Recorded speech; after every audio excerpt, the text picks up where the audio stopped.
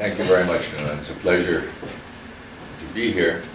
It's actually a pleasure to talk about this book. I don't really enjoy talking about books of my own, but I have a funny relationship with this book. On the one hand, I get it, but it's not really my book. It's really a book which should have been published 91 years ago and wasn't. In the course of my talk, you'll probably understand why, but I'll give you just a couple examples. The author of this book, when he was a 24-year-old young man just out of World War I, he fought in France for 18 months, got a job as a stringer with the Philadelphia Public Inquirer, which was one of America's bigger newspapers at that time, as a war correspondent. And his first assignment was to cover the Greco-Turkish War. He spent a month in Athens and then came to Istanbul, spent just a few days there, and announced that he was going overland to Ankara.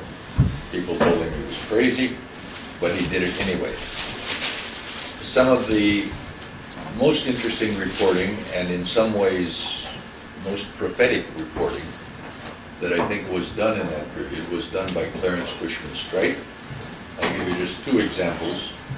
After he interviewed Mustafa Kemal Pasha on the 3rd of March 1921, he sent a dispatch that night to his newspaper in which he wrote, "Today I met with Turkey's George Washington."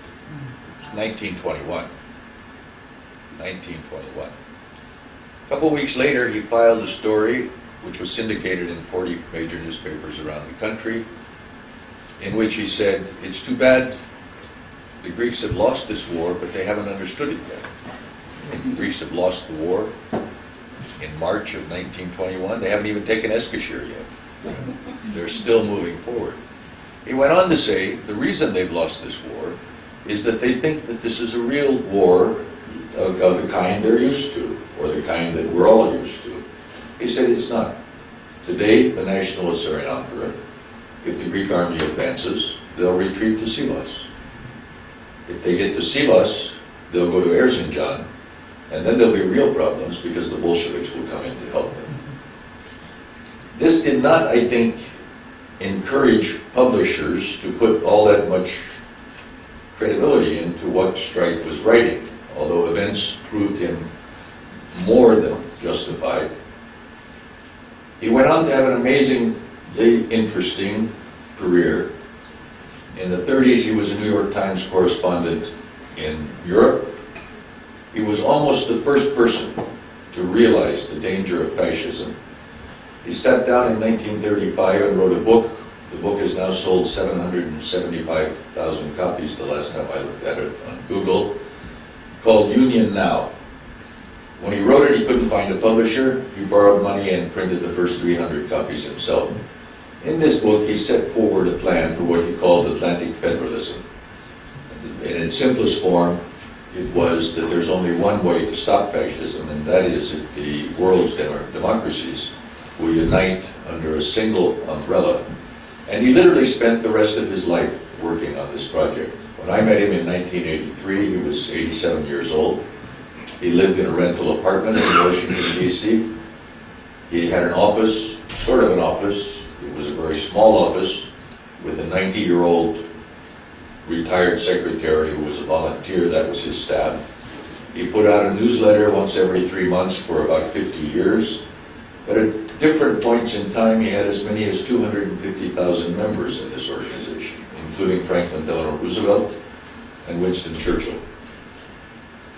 When I met him, it was really by coincidence. A former student of mine at Boğaziçi, who now I think is Turkey's ambassador in Holland, Uğur Doğan, called me one day and he said, "Hocam," he said, "I just met this very interesting man. He actually went to Ankara during the war, met Mustafa Kemal, and I told him about you and he'd like to meet you." So we met for lunch, and he gave me this unpublished manuscript. He also told me that he had a lot of photographs, but unfortunately he didn't give them to me. And he said he had only one desire, and that was to see the manuscript published as a book, but on one condition, that it had to come out simultaneously in English and Turkish editions. I told him I'd take a look at it. A few other things got in the way, and it was 30-some years before I got around to publishing it, and I did so really quite by accident.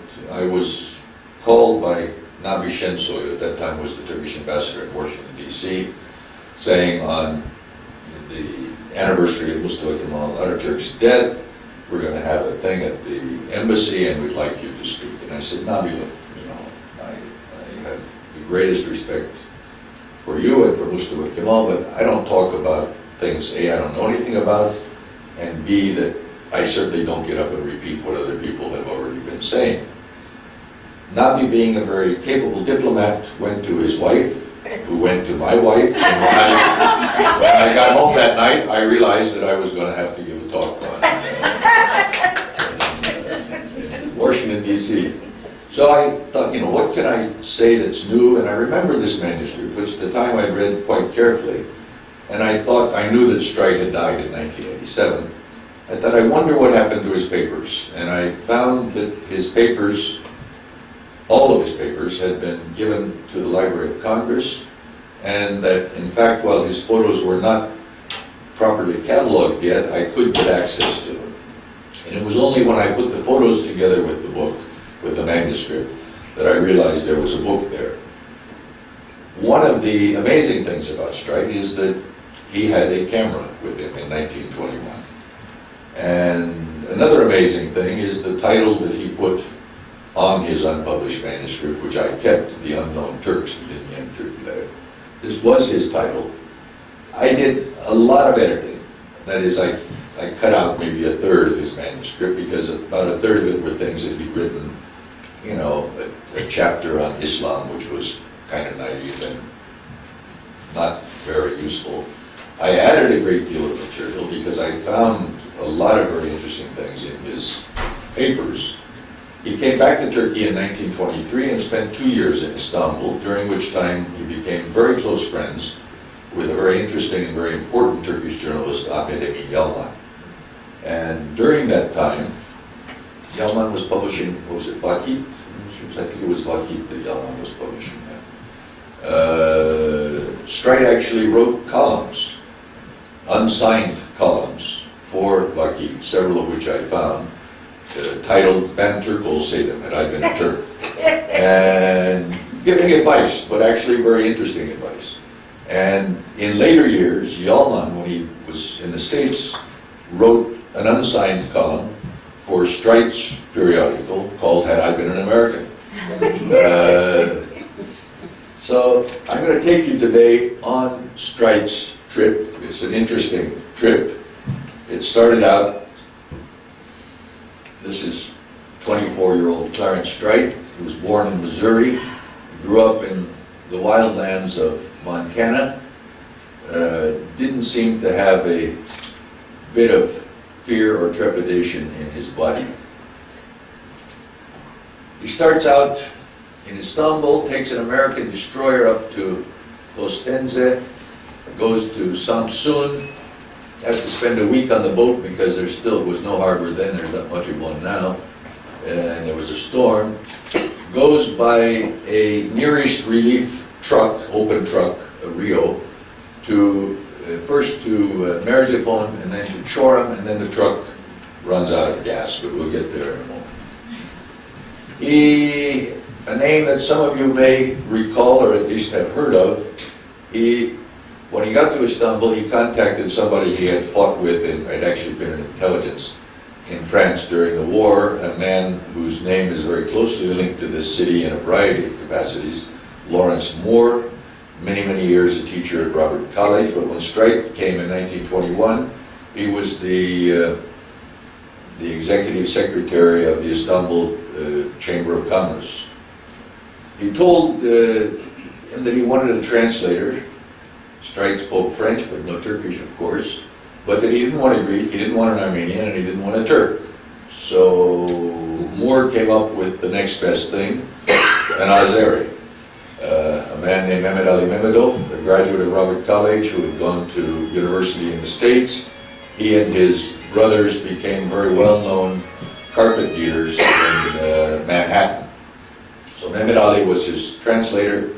Here he is on the destroyer. When they got to Samsun, there was already another boat in the harbor there. He took this picture of it. It's identical to the one he went there on. There's its crew, Alexander Sharp, John D. Edwards. We call it these boats destroyers, but they were actually called dreadnoughts at the time. In Samsun, where he spent several days, he first contacted the Musharraf, the local governor, a man named Etembe, and told him he wanted to go to Ankara. Etembe said, I'll send a telegram. They sat down and wrote a telegram. It was sent to Mustafa Kemal. He got an answer back in a day saying, certainly, he's welcome. But in the time he spent in Samsun, he traveled around the city in the company of an American doctor who was there, and doctors have access to places that most people don't. So one day he went to visit a Turkish family. While he was there talking to the mother of the household and her elder daughter, her fiancé arrived, this young officer, Mir Kamil. A little surprised to see foreign men in the house, but they had a very nice chat. One day he visited the Reji tobacco factory, where he commented at some length on the fact that even with all the troubles going on, the workforce of the factory was divided. It was all women, divided equally between Greek, Armenian, and Turkish women. And I guess as proof of that statement, he had this picture taken of himself with the Greek director on the left and the Turkish director of the Reji tobacco plant on his right. This is the truck that he set out on. It was an open truck. This was the middle of winter. He had a Russian driver. And they intended to get to Merziphone, which is about 75 miles. The first day they actually got about 25. And because the truck had no lights, it was snowing heavily, it was an open truck, the assistant to the driver had to lay on the hood of the truck, wiping the snow off the one light that kind of worked. And it was a rather horrendous journey through territory like this.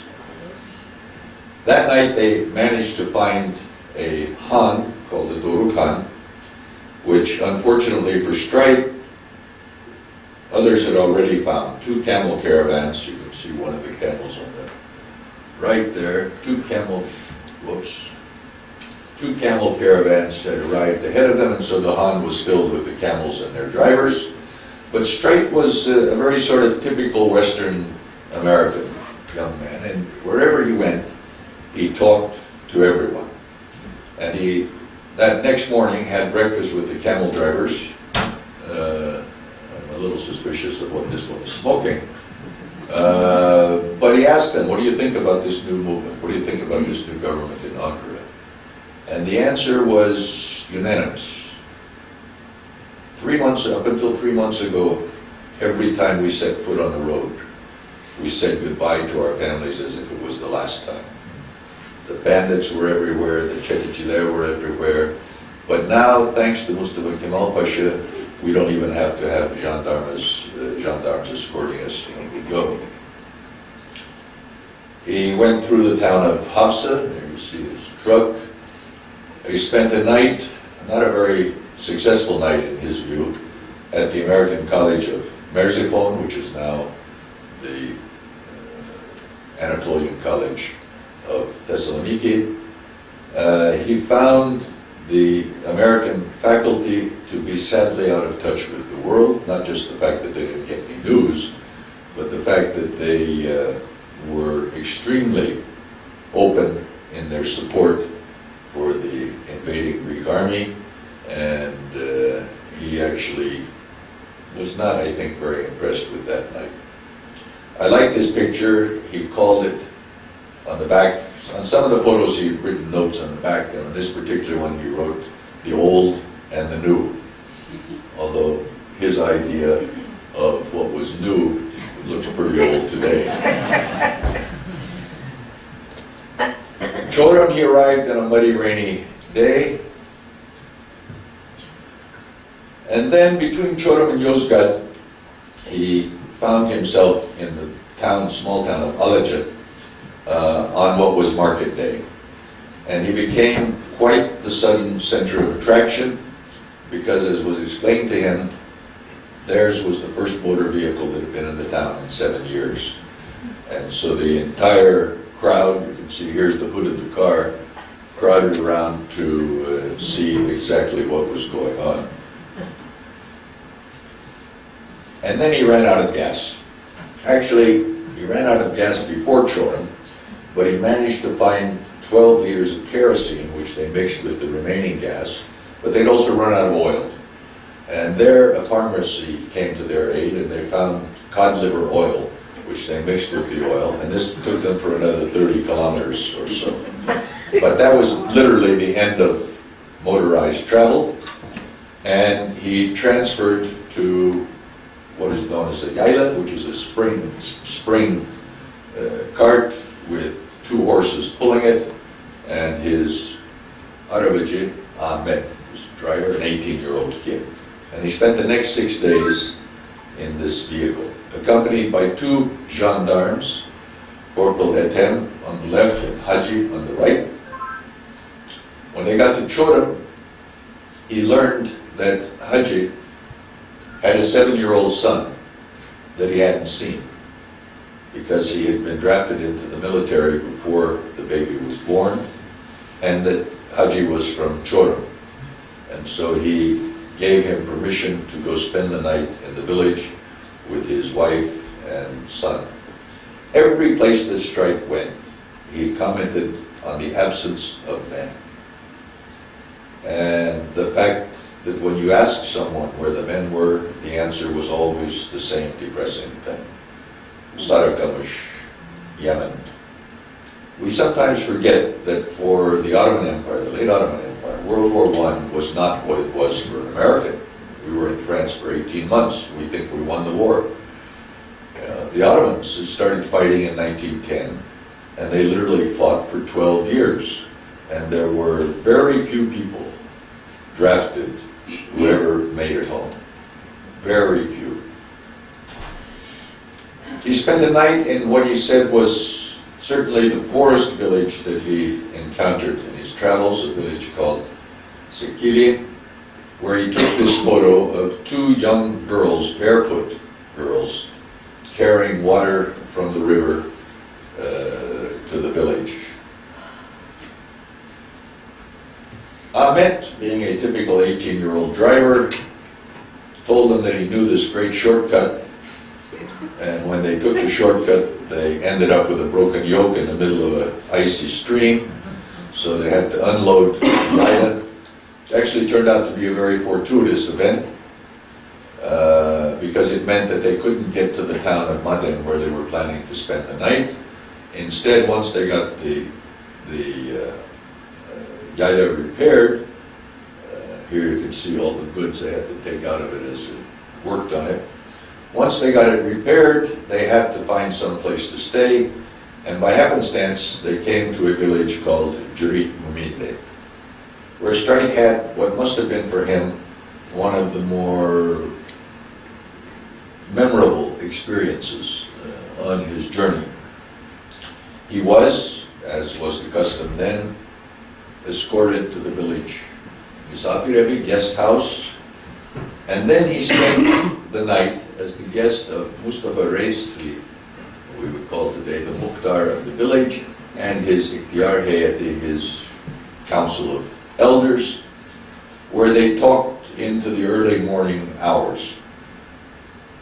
They talked about everything. At one point, Strike took out his portable Corona to talk about technology and show them what a typewriter was. And after he wrote all their names on the typewriter, Mustafa Reis asked for a piece of paper and a pen, and he sat down and wrote the following letter to Strike.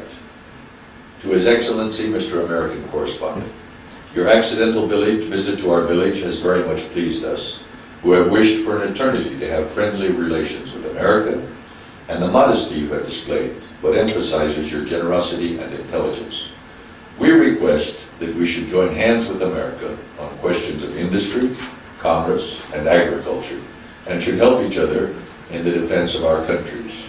NATO, a generation before NATO, out of the mouths of a village Mukhtar in central Anatolia. This photo he does not identify, he just talks about it as a typical sort of street scene. He has a note on the back, typical Anatolian shops. He spent a rather memorable few hours in a very interesting village, the village of Hasan Dedi, which is one of the major Alevi yatters, one of the major Alevi pilgrimage sites in central Anatolia. And his Arabaj Ahmed told him, since Strike was frequently asking about the absence of alcohol, maybe you can get a drink here because the Alevis drink. It turned out that they did, but the wine they gave him was not that great. We sometimes forget that one of the first acts of legislation passed by the Ankara government in 1920, actually I think it was the 17th bill they passed that year, was a bill known as Meni Meskirat, a complete and total ban on alcohol in all territory controlled by the nationalists. This ban actually stayed in existence for several years. It was not always highly followed, but it was worse than prohibition in the United States. The fines were unbelievable. 90 liras, at the time the salary of a parliamentarian was 100 liras a month. 90 liras for drinking, selling, or consuming, or making. We'll come back to this one a bit later. This was the tomb of the saint, the Sandık. And here is the Sheikh, Hasan Baba, in the center.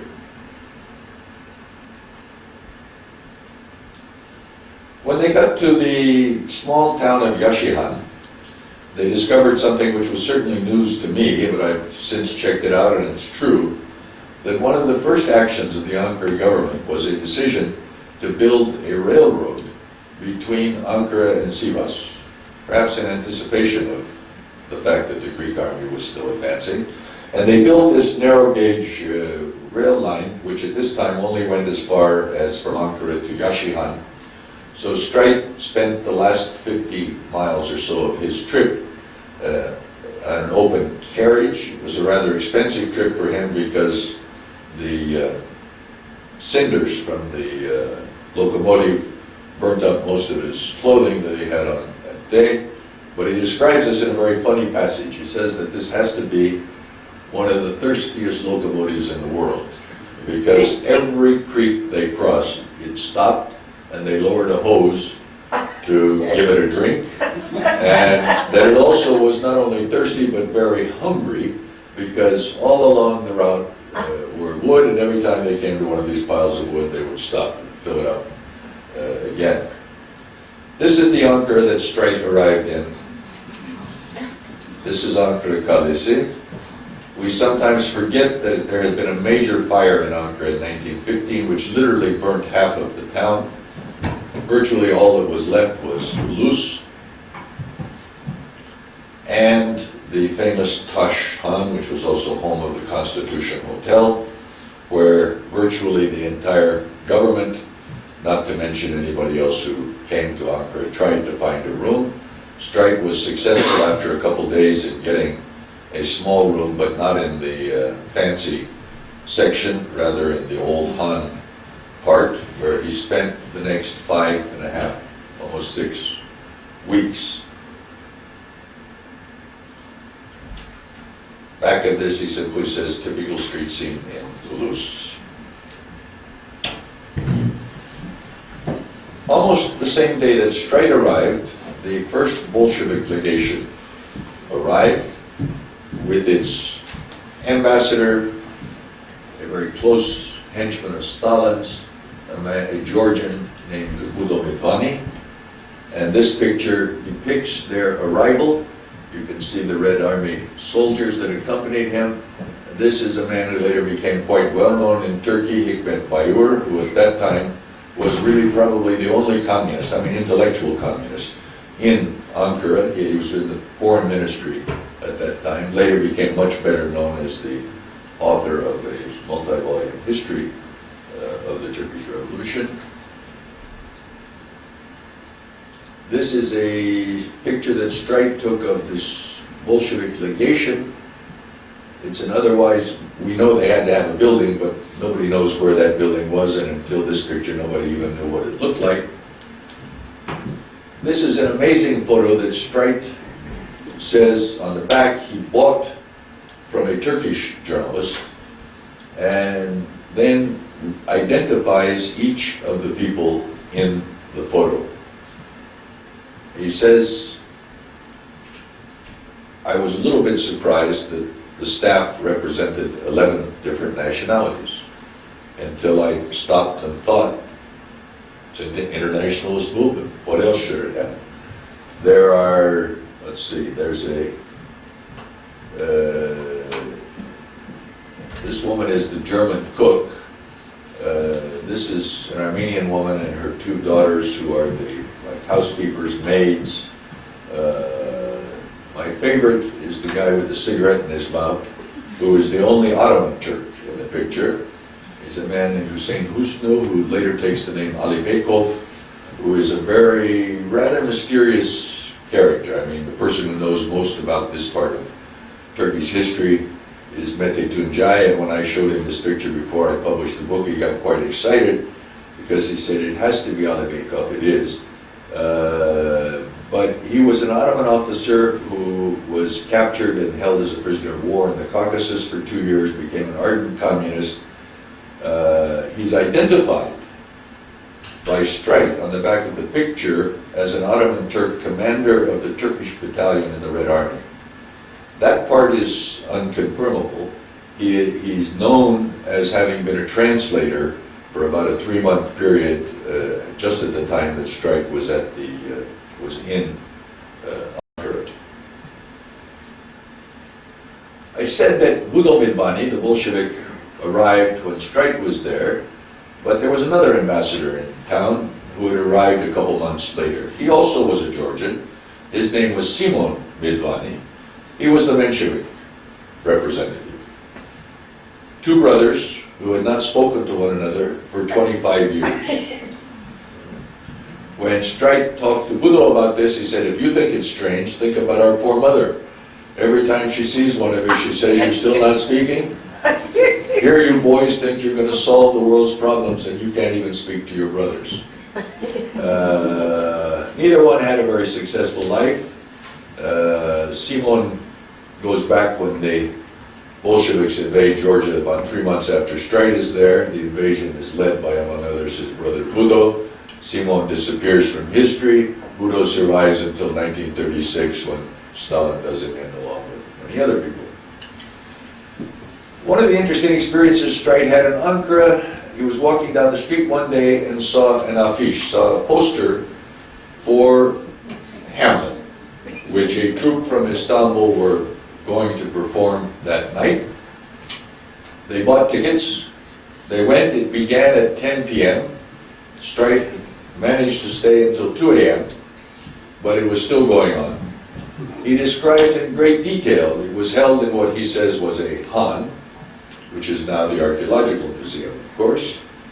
He said he may see a lot of more Hamlets in his life, but he'll never see a more authentic grave digging scene. Because it was freezing cold, and the grave diggers, probably in an attempt to keep warm, dug out about a 2-meter hole, and then they put the poor Greek girl who was playing Ophelia into it, and she was still there when he left at 2 a.m. As for the patrons, they collected money among themselves frequently because there was one little tin soba in the middle of the place, and they had to keep it fed in a rather fruitless attempt to keep warm. And the reason I went into so much detail about that is that that same night, I can't say that for sure, maybe the night before, maybe the night after, a young Turkish poet who was staying in the same hotel as Streit, who had arrived with 2 friends a day after Streit arrived, a young Turkish poet describes how he had seen Otello Camille. Otello Camille was an artist who was known, he was the first major Turkish actor who was known for his performance of Othello, so he had the nickname of Othello. He was actually playing Hamlet that night. But then how he had witnessed Othello, he'd seen Othello Camille perform Hamlet in a ahur, is what this young poet called it, which was freezing cold, so cold that he had to keep blowing on his hands just to be able to sit still. But it was a night he would never forget because it was the first night that he had seen Shakespeare in his life. And that young poet was a 19-year-old Nazım Hikmet. Whether or not they met, I was unable to confirm. I have a hunch they probably did because Streit, in one passage, describes how there is this constant traffic of people sneaking out of Istanbul and finding their way to Ankara, including a group of young poets. I don't imagine there were more than one group of young poets who happened to arrive there when he was there. Certainly, one of the strangest and most interesting aspects occurred one day when Streit was eating in a restaurant owned by a Greek who had converted to Islam 15 years earlier and taken the name Mehmet İnek. And as he was eating, he heard the door open behind, and the Armenian waiter who was serving him says, "Vay vay, çeteciler yeni geldiler. The bandits are here again." And he looks around, and there are these three kids, 12 and 13 years of age, armed to the teeth. And he asks the waiter to ask them if they would join him for dessert when they were through eating, and they did. And he got their life stories. This is an aspect of the national struggle in Turkey which is totally unknown. There are no records of boy soldiers in that conflict at all. In Gallipoli there are, but not here. Their stories were amazing. This kid had been shot 2 times. He was crippled, you can see in the picture here. Osman, Tevfik. The uniforms, of course, are Circassian in nature, and that's a reflection of the fact that they had been fighting for 2 years with Çerkezetem and the Yeşil Ordu. When the Yeşil Ordu was disbanded, Mustafa Kemal adopted them. They're probably the first and only unknown children that he adopted. He was later to adopt many, and made them part of his bodyguard, the bodyguard commanded by Topal Osman. This kid, who looks like a perfect angel, right? He's 12 years old. This is him again. He was shot 4 times, but only after, he was from Edirne. When the Bulgarians invaded, his mother was murdered. He was 4 years old. His father died in the war. He was shipped to an orphanage in Istanbul. When the British and French arrived, he fled the city and ran away to Eskişehir, where he started working in a restaurant with a French chef. Eskişehir was a strange place, as you'll see in a minute, and learned a little bit of French and a few words of English, and then went off and fought, a very high price on his head. The Greeks did not like these boy soldiers because they could move in, ways, I guess, that most people couldn't. He had been shot 4 times, was decorated, and these kids literally disappear from history. We know nothing about them except what Streit writes about them and these 3 pictures. They do not exist in any military records, but they were real. Of course, there were other kids in Ankara. These kids aren't much smaller, if at all, than those, and here they are skipping rope next to the Hacı Bayram Cami in Ulus. Here's a group playing aşıkakmak, marbles, with the backbone of sheep, you call the individual parts of the back. While Streit was in Ankara, there was also an official delegation there. This was the delegation of 2 ex-Grand Viziers, Salih Pasha and İzzet Pasha, who were there to negotiate the surrender of the Ankara government. Much to their surprise, as they told Streit, they had been really misinformed about what was going on in Ankara. They remained there for some months as guests of Mustafa Kemal, and then returned to Istanbul. Certainly the highlight of the stay in Ankara was a 2-hour interview that Streit held with Mustafa Kemal Pasha in his house. At that time, he had moved from the agricultural school, which was on the outskirts of the city, to the house which had been the house of the station master. It's still there, right across from the station in Ankara.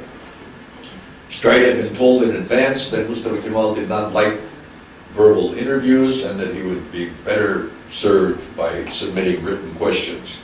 So he submitted, Mehmet Ali wrote them out for him, Streit signed them, 19 questions in Ottoman Turkish. 2 days later received a 6-page typed response in French, along with an invitation to come visit. And they spent 2 hours, baş with no one else in the room. And Streit says that Mustafa Kemal spoke easily understandable French. Now, it may be that Streit's French wasn't all that great either. Sometimes when two people don't speak either one very well. But that they carried on the conversation for 2 hours in French. This is a picture taken by Streit in Mustafa Kemal's living room. He says that this could have been the living room of any upper-class family in the United States or Europe. This is the house that you read about in sort of official history as Mustafa Kemal living in virtual poverty with nothing but a military camp bed, a simple table and chair. Mustafa Kemal was not that kind of individual. When Liman von Sanders visited his headquarters at Gallipoli in 1915, he writes in his memoirs how he was amazed. He'd never been in a tent like this because it too had and was decorated with antique rugs and a comfortable chair. Streit, as do 2 other Americans who visit Ankara and meet with him in 1921, always comment on the fact that he continuously is playing with this tespih, the beads here. He also comments on the fact that there are numerous books throughout the house and paintings on the wall as well. This is taken in Mustafa Kemal's office in that house. This is a sword cane which had been presented to him by officers right after the first Battle of Inonu, which is really the first nationalist victory against the invading Greek army.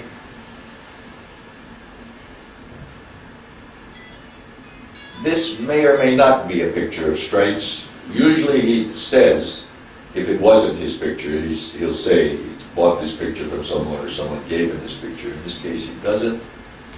This is the very rare picture of Mustafa Kemal, the only one really ever taken. There's another picture, but it was in a group sitting at a table, ever taken with glasses. And Streit says, and I think he was quite right, since I'm a professor, see him with his glasses on and without his kalpak, and he has the appearance of a professor. He's better looking than most, but... This is an interesting picture. I did something wrong here. I was going to put it next to... Where's the other one? I guess I only put one. If you look at this, the way this tie is tied, right? And the color, and the glasses. And then look at this, you realize that the pictures were taken probably within a minute of each other. It's just the difference of the way his head is turned and the glasses. This is a known picture which Streit was given by Esat Nedim. Esat Nedim was Mustafa Kemal's official photographer for 18 months during the coincided with it. This is his war room. You can see the map on the wall behind him. There were 2 automobiles in Ankara. One of them had been given to Mustafa Kemal for his usage. It was this vintage Chevrolet. And one day when Streit was walking along the street, Mustafa Kemal was passing in the car and a soldier was saluting and he took this picture. It's not a very good photo. None of them are very good, but this one is particularly not very good. But I put it in the book anyway, and I was a little bit surprised. Shortly after the book was out, I got a call from somebody identifying themselves as the assistant or the deputy to the manager of Chevrolet Turkey, saying, "My boss wonders if you could make a copy of this picture because he wants to hang it on his wall in the office as the first Chevrolet in Turkey." This is Topal Osman, the bodyguard of Mustafa Kemal from Giresun. I would have put this picture in the book anyway, but since the publisher of my book is Bahçeşehir University and the chairman of the board is Enver Yücel, who is also from Giresun, it seemed like it would be particularly appropriate. This is an interesting, it's not a picture, it's probably a postcard, maybe a picture that he saw somewhere on a wall. This was taken when he took this when he came back to Turkey in 1923. And I put it here because it contrasts very nicely with another theme of strikes, which is that the total lack of any kind of cult of personality around Mustafa Kemal in 1921.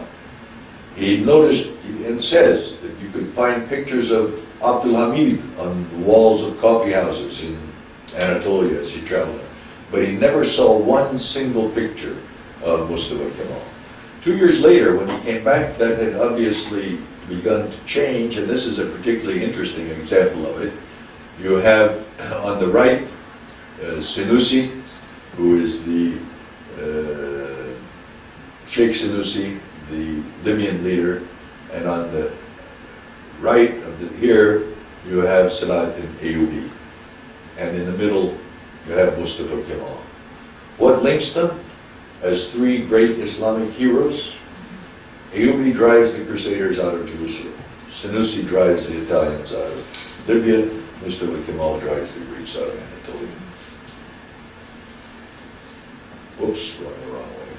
Actually, it says Hatıra-i Zafer, Heath, Yes. on it. Yes. Hatıra Zafer. This was Streit's pass given to him to allow him access to the parliament. And, it was his pass. He showed this at the entrance when he went in. I found it among his papers. This was the new parliament building, which had just opened. This is actually a building that began to be constructed under the Young Turks as their party headquarters, and then after the government moved to Ankara, the construction was completed. It was the home of the parliament. This is Mustafa Kemal Pasha addressing the parliament on March the 1st. This is a straight photo. Note the Hoca takım. There were 40 Hojas in this, and Streit was particularly popular with these Hojas. Every time he went to the parliament, they grabbed him and insisted that they had to talk to him. And the subject was always the same. We adopted this law of prohibition based on America. And we're having trouble enacting it. How do you do it? I don't know if Streit told them that we weren't doing a very good job of it either. But this was the one thing that they were interested about in America, the Hoca takım of the first parliament. Interestingly, the day that this legislation was passed, less than half the members were there. Mustafa Kemal was not in attendance. The vote was 74 to 74, for and opposed. The presiding chair that day voted yes, and it passed. Interestingly, none of the 74 who voted yes were on the list for the second parliament. This was, here again you see something I had never thought about. While the nationalists could recruit soldiers, they could draft soldiers, they had a definite shortage of officers. And one of the first things they did was form a military academy in Ankara. And this was the first graduation of the first group of officers. The tall guy in the middle is Fevzi Çakmak Pasha, Mustafa Kemal here, and Streit attended the first graduation of the first Nationalist Military Academy. Later on, the new officers went on recruit. Here's Mustafa Kemal returning their salute.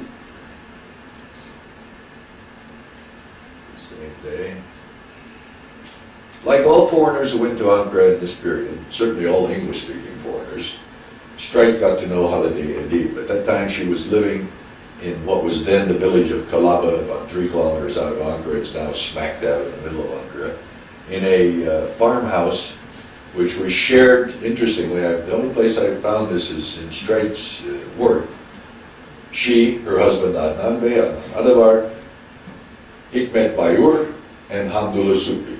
That's very interesting housemates because, unjustifiably so in my opinion, she and her husband became known as, she in particular, as pro-American, whereas Hamdullah Supi was certainly the most liberal member of the government then, and Hikmet Bayur was far to his left.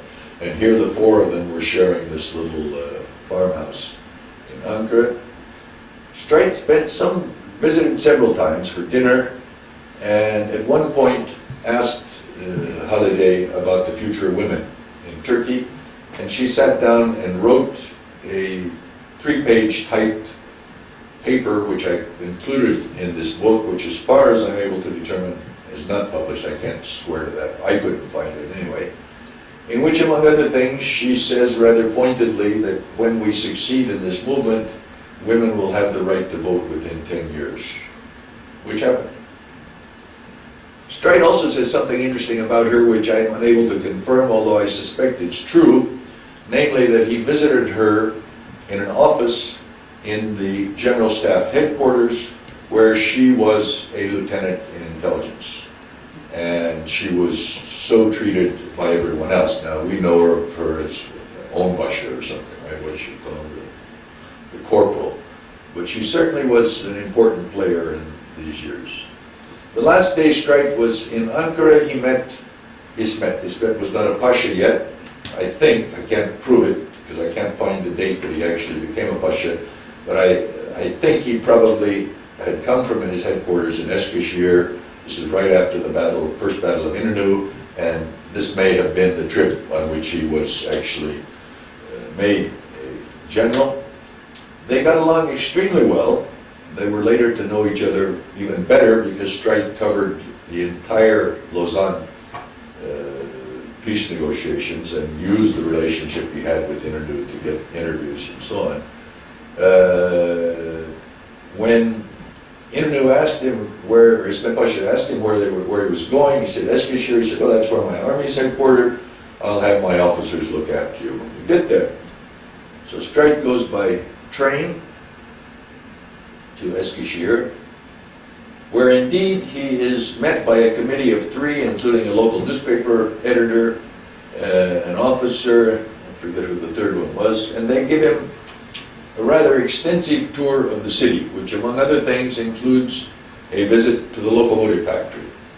The locomotive factory, almost the only factory in nationalist control in this period, was an extremely important player in the war because the British had demobilized most of the heavy weaponry, the German weaponry, including removing key parts so that the guns wouldn't fire.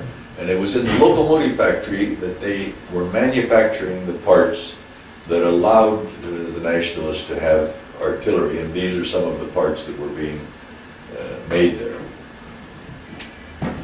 Troops on their way to the front. Certainly something that impressed Streit and impresses everybody who sees this book is this photograph. One day he was taken to visit a primary school. He visited high school, a primary school, and the young 8, 9, 10-year-old boys and girls put on a dance performance, typical Turkish dances, and then the last dance was the waltz. And Streit was captivated, but he realized that he'd forgotten his camera in the hotel. So he sends Mehmet Ali back to the hotel. When he comes back, he asks the kids if they'll dance it again, and he took this picture. March 3rd, 1921. Where are we today? I don't think there are many schools in Turkey today where 9 and 10-year-olds are waltzing. Particularly with teachers dressed like this. These are those kids' teachers. He went south via Dinar to Antalya, where he took an Italian ship back to Istanbul. I included these two pictures because they are probably certainly some of the earliest pictures ever taken of a village wedding in Anatolia, and also because they were the last two shots that Streit had. We have no pictures of Antalya, he ran out of film. So this was the next to the last, and this was the last picture that he took. I mentioned that he came back to Turkey in 1923. He was in Istanbul on the 6th of October, which is the day that the nationalist armies entered the city. They were under the command of Şükrü Pasha.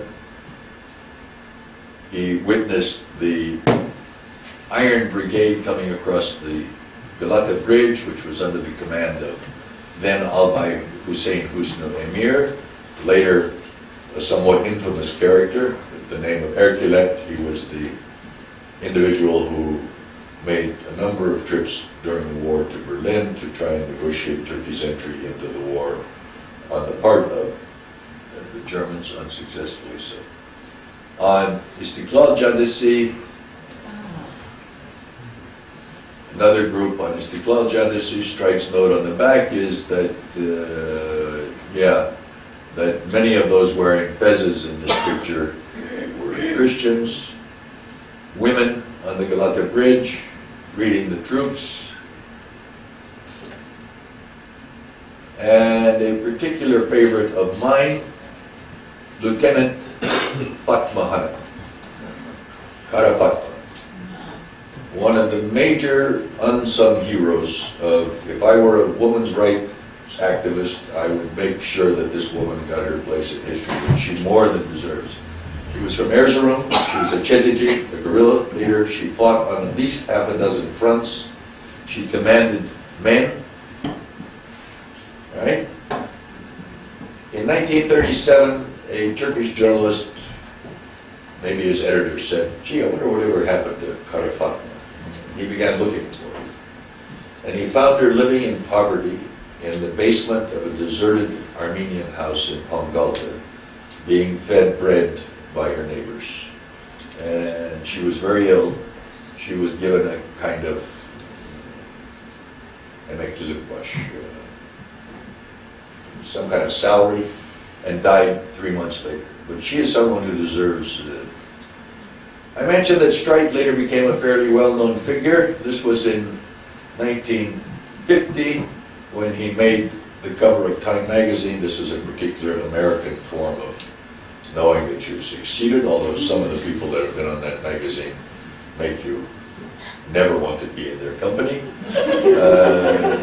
Streit, I think on this was, to say here, the title of the article was Prophet from Missoula or something. I mean, he literally spent his entire life on the college and church lecture circuit. He just went all over the country lecturing about this Atlantic federalism idea. And people a little older than I am certainly knew about Streit. And some people have seen this book and said, "Oh yeah, when I was a college student, he came to our campus twice. I heard him speak twice." He never got back to Turkey. He had no money, for a start. And I sometimes, when I feel a little guilty for not having taken this project a little more seriously 30-some years ago, I wonder, maybe he really still wanted to see this book published because he thought it would be a chance to get back to Turkey. When I was looking through his papers, I ran across some interesting correspondence he had in 1980, before I met him, with Talat Halman, 81. Some of you will remember that at that time, Halman had been given $1 million budget to commemorate the anniversary, centennial of Mustafa Kemal's birth worldwide. And Streit had contacted him about getting the book published, but nothing came out of it. I said that he had a long-term relation with this village, that he'd been impressed by this village of Jerit Bamili that he spent the night in. One of the ways, and I published actually this in the book, one of the ways we know that is that when he came back to Ankara in 1923, one of the first things he did was buy 2 steel plows and send them through this village. One of these days I'm going to get out in that part of the country, and I bet I can find those plows still. Ahmed Emin, in his memoirs, those things I've lived and experienced, writes about 3 pages about strike, saying that this is one of the most temiz, clean, honest people that he's ever encountered. Strike gave him the manuscript that is the basis of this book.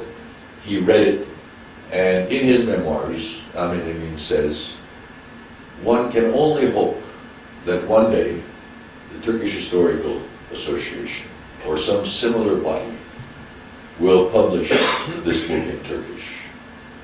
And when they do, we will have the chance to see how our national struggle appeared through the eyes of a very important observer. And I think that's true. It wasn't the Türkali Kurumu who did it. It turned out to be Bahçeşehir University. But at least Strike's book is finally in print. Thank you very much.